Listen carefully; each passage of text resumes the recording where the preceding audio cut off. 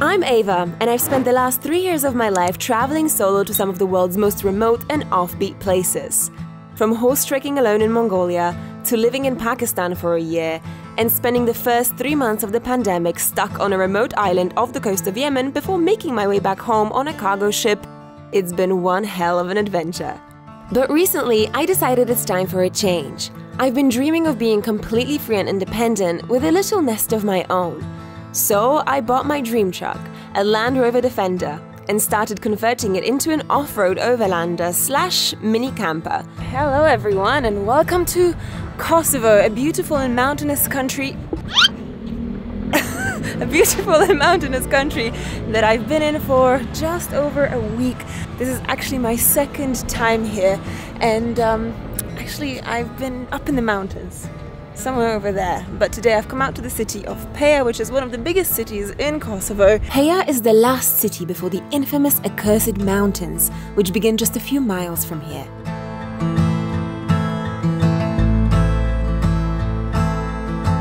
Look what I just got! I just got a giant sticker of the Kosovan flag. And if these buildings remind you of Turkey, you are very much correct. The Ottoman Empire once stretched its influence all the way here, which is why the old bazaar and some of the mosques here are built in the Ottoman style.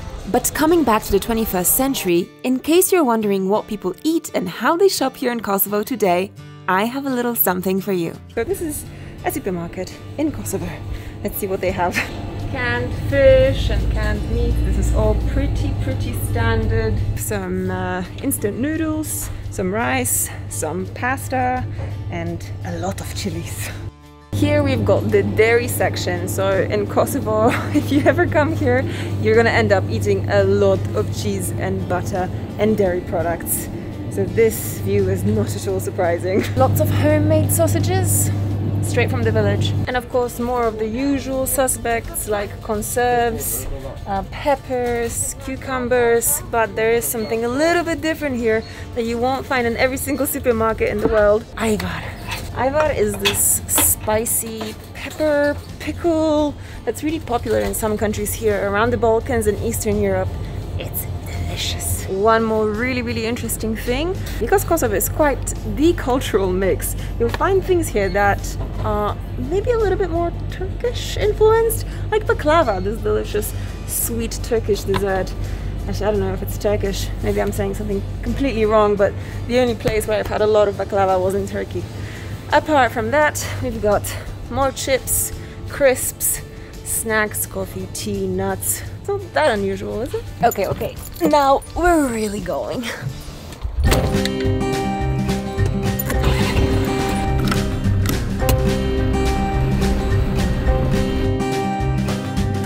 The moment you leave the city, you find yourself in this epic, narrow gorge which takes you all the way into the heart of the Accursed Mountains.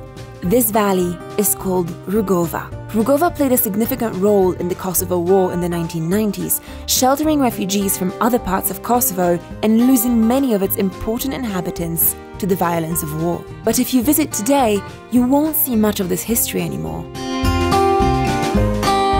Driving deeper and deeper into the valley of Rugova, I was on my way to a family-run homestay that I had fallen in love with and decided to make a video about. 20 orë në fshatin Reka Allages në shtëpinë mikpritse Ariu. 20 orë të bujtina Mustafë Nikçit dhe Fethiye Nikçit. Let me give you a super quick tour of the guest house. So through here we've got a sort of common room area where people can just sit around, eat, socialize, all that jazz. And through here we've got a couple of showers. So you open the door, you come in through here, showers and toilets. It's very simple, and there's 2 or 3 in the entire guest house. Of course it's not luxurious, but you don't come to a place like this expecting luxury. You come to a place like this to relax, unwind, and kind of go back to the basics. And up here is a stairway. It is super beautiful, all natural birch railing. So you get to the 2nd floor, and here we've got the guest rooms. For example, this one right here. Okay, Odyssey is just outside. That's her bedroom. And this one here is mine. Of course, it's a massive mess because I made it a mess. It's very simple, just a few rooms with bunk beds and single beds, a double bed, because most of the people that come out here to stay here just stay for one night.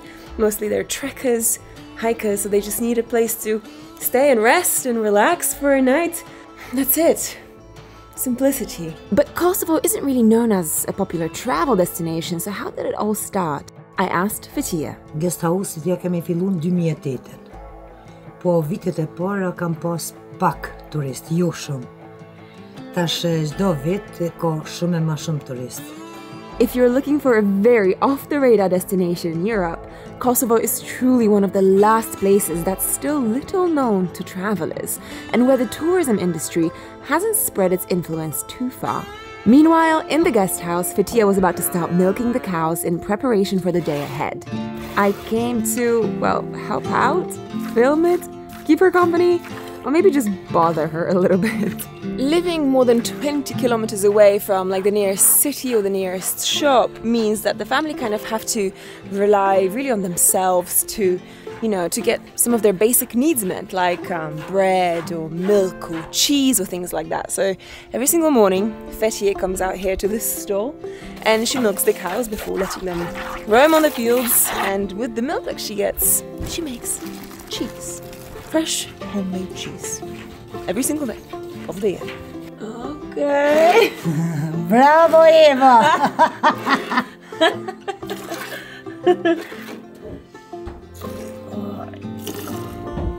So historically I have milked quite a few different animals, but I've never been very good at it. I don't know, I can't do it. I'm so scared of hurting it, you know? But so far, this is probably my best session yet. Bravo, Eva, bravo! Although, admittedly, filming the scene with one hand and milking the cow with the other makes the whole process a little bit more complex than you think. Oh my god, look at Fetia, she's a total pro!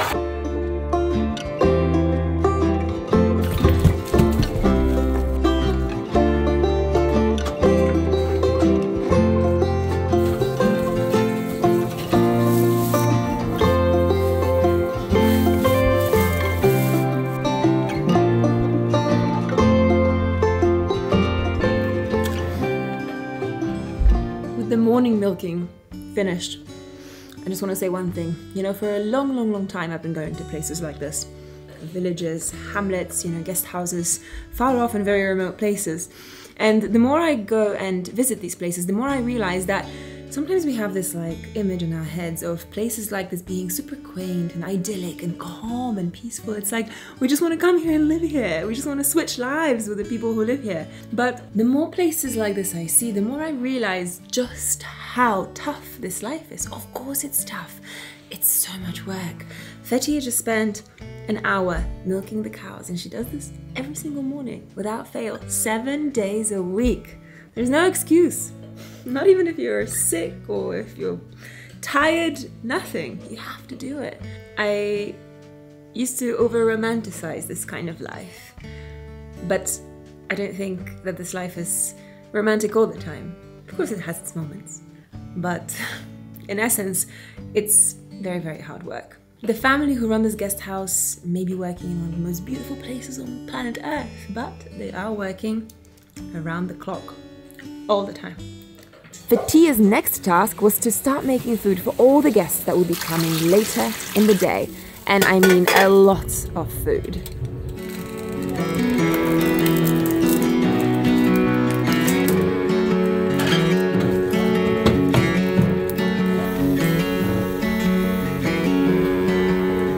Right here in this bowl on the floor, this is cheese in the making. It's made from the milk that you saw being milked in the morning.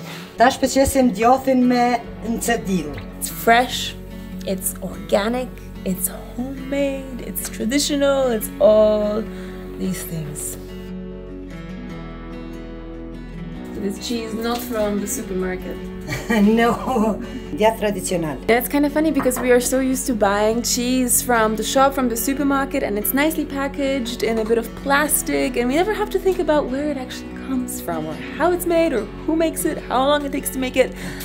But here is a real-life example of homemade cheese by Fetiye. Yes. Fetiye milked the cow.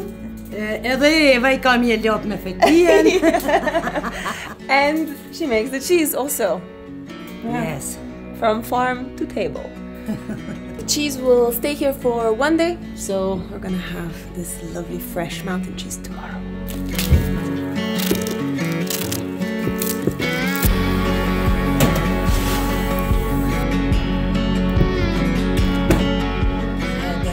For me? Yes. Oh, yes. I think this is my reward for good behavior. Straight from the oven. Oh my god, it's so crunchy on the outside, soft and fluffy on the inside. I think I just need some butter. And here we have a pot, a giant pot of butter. Is this made here? Yes. Here? Yes. Of course. Like everything.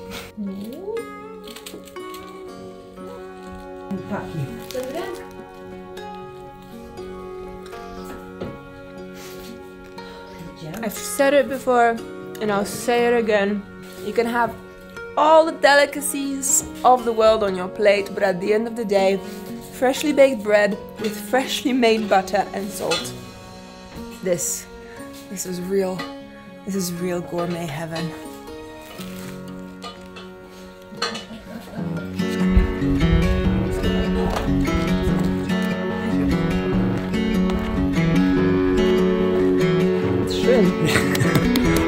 Aber ist schön, weil ich vielleicht 20 Jahre schön.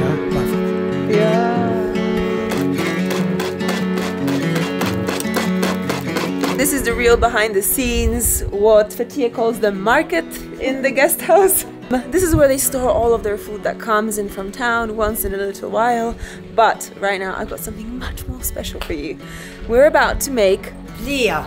It's a traditional dish? Yes. From Kosovo. Kosovo. From Kosovo, Flia traditionale Kosovs. A traditional flia takes about 3 to 4 hours to make, so we're gonna be sitting here for quite some time.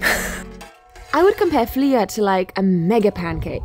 You spread small triangle-shaped layers of batter on top of each other, letting them fry in between, building up a sort of fried pancake cake. You're gonna have to see it for yourselves. Fetiye adds every single layer on individually. It's a pretty painstaking process. Basically, the dish will reach to the top of the pan. Fetiye, how many? 14. 14 around. 40? Yes, oh. 40. 40. 40. That's a lot. All right. Cheese. Cheese. It's okay? Okay. And like this. Is this okay? Yeah.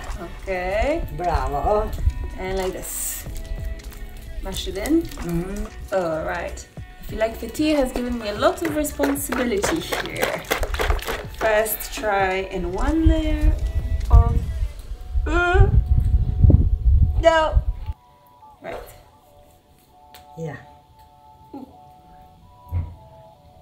And one more. Bravo. All right. And lift it off. Whoa, oh my god, it's so heavy.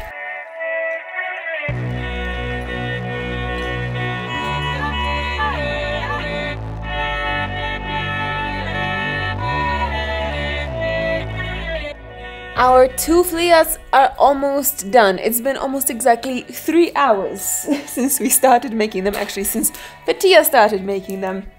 But soon we're about to see and taste the results. I reckon that this is the best flia in Kosovo.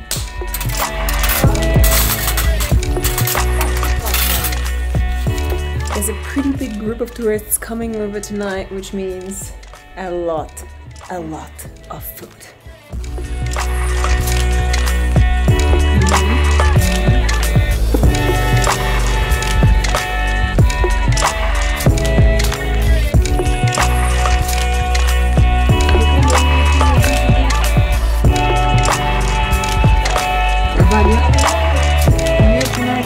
Finally, in the late afternoon, the cows start to come home from the mountain.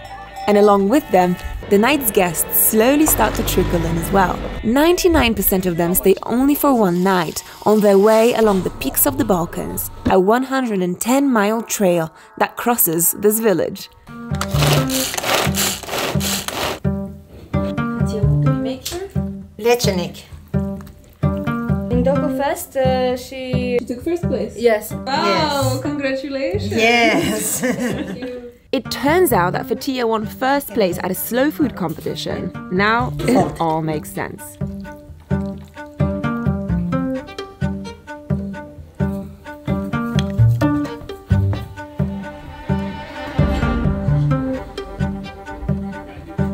With all the busyness and all the craziness and all the food being prepared and laid out on the table and all the people waiting for the food, it honestly feels like being in like a big city restaurant kitchen. The stress levels are rising, but I think only for me, because Fatia seems very relaxed. You're relaxed? Yes. Yeah, me no, I'm so stressed. No. No. No. Relax. Relax for tourists. Okay. Tourists will like the food? Yes. Alright. We had an actual feast prepared with several dishes, all of them homemade, all of them traditional, and, well, I was just hoping that everybody else would like them just as much as I did.